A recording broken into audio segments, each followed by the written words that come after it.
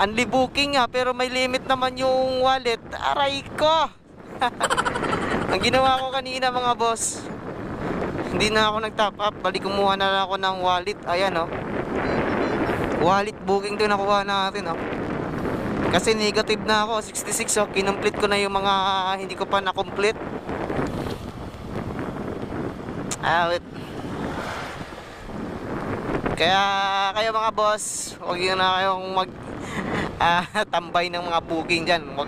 Complete nyo na kasi ito na yung ano ni Lalamove ngayon. Ito na yung update ni Lalamove ngayon. Bawal na ang hindi mag-complete. Kailangan i-complete mo yan. Mautak na to si Lalamove ngayon eh. Hindi na nagpapautang ng credit eh. Dati nagtatambay ako ng mga ano yan eh. Nagtatambay ako ng mga booking. Ngayon hindi na pwede. Kailangan kung 20 lang yung laman ng top up mo, tapos 100 lang ang pwede mong kunin na booking or mas mababa sa 100. Tapos pagka nakuha ka na ng 100, hindi ka na makapag-swipe ng iba kasi magni-negative ka na sa isang booking eh. Ganun ang nangyayari ngayon.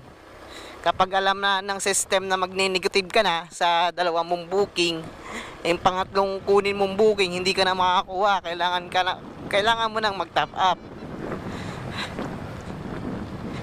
Pero kung yung pangatlong booking mo ay wallet, ay pwede mo siyang i-swipe, pwede mo makuha 'yon.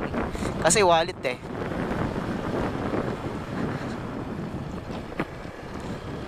Ayan ang bagong update ni Lalamove ngayon. Pwede ka pa naman mag triple booking, quadro booking, basta may laman yung top up mo, may yung wallet mo. Kailangan sa 100,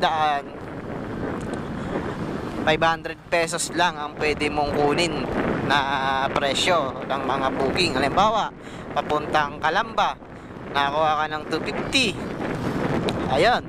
Tapos kukuha ka pa ng isang booking, 250 din. Ayun, hanggang doon ka na lang kasi 100 lang yung top up mo. Kung gusto mo pang kumuha ng ibang booking, mag-top up ka ulit. Gawin mo lang 200 yung top up mo para makakuha ka pa ng 4.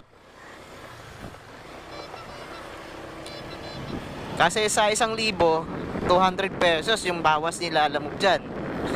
Kaya 200 na lang kunin mo, i-top up mo. Ganun na kautak si Lalamove ngayon. Ay, nako. Yun lang mga boss, yun lang. Yung bagong update ni Lalamove ngayon.